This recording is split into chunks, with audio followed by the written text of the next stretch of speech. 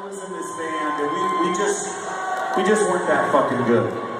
And like a lot of musicians, we're trying our best, but we got boneheads in our band. So I was in this band, and these guys, they weren't fucking heathens. They weren't animals. And I was thinking to myself, there has to be 3 other guys in Los Angeles, California, like me. But the problem was, in Los Angeles at the time, everybody had short hair and skinny ties, and they were playing new wave music.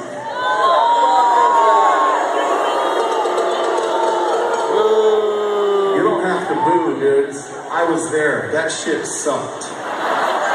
So I decided to quit my band and go on a mission. And I went to a club called the Starwood Club on Santa Monica Boulevard in Hollywood. And I walked in, and I'll never forget it, man. I walked in the door, and there was this drummer on stage, and he was just fucking kicking the shit out of those fucking drums. The drums were bigger than him. He was the skinniest fucker and the loudest fucker I'd ever seen in my life. That guy was also wearing blue spandex pants.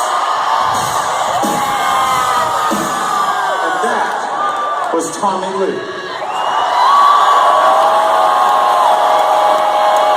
Okay, sit down. Story's not over. This is a long story. So I went back and I talked to Tommy and I said, dude, do you want to start a band? And we talked about how we love punk rock and heavy metal and these great bands in the 70s who weren't around anymore, like Black Sabbath and T-Rex. So we decided to start a band. So we went to this house in North Hollywood where I used to live with this girl, and I can't remember her name. And that was also a theme in Motley Crue's history right there.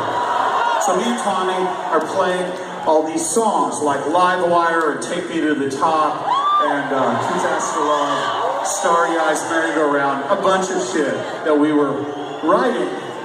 And we needed a guitar player, so we went to the Recycler magazine, which is also in Los Angeles.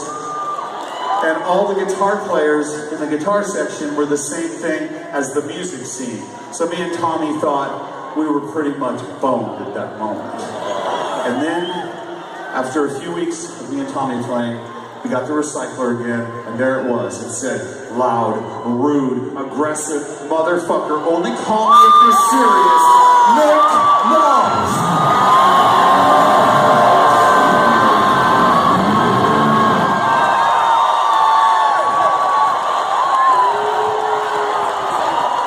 And he walked up to the door just like that.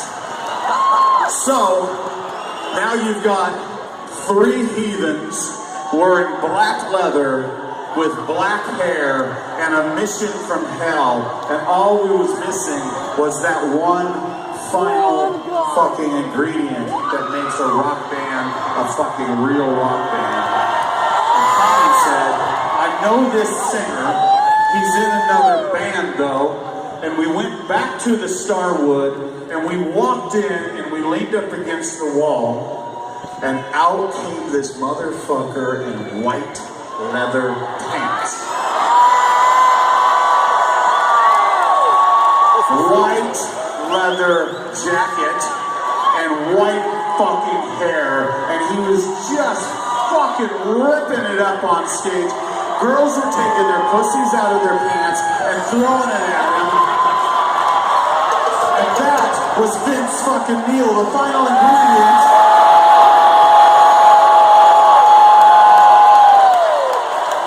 I like story time, this is fun. Okay. So we went to a rehearsal run in Burbank, California, and I handed Vince the lyrics to Live Wire. And he grabbed those motherfucking lyrics, and Mick Mars ripped into that goddamn riff, and Tommy started pounding the fuck out of those drums, and I picked up my bass, and at that fucking moment, January 17th, 1981, Motley Crue was born, and that's why we're here.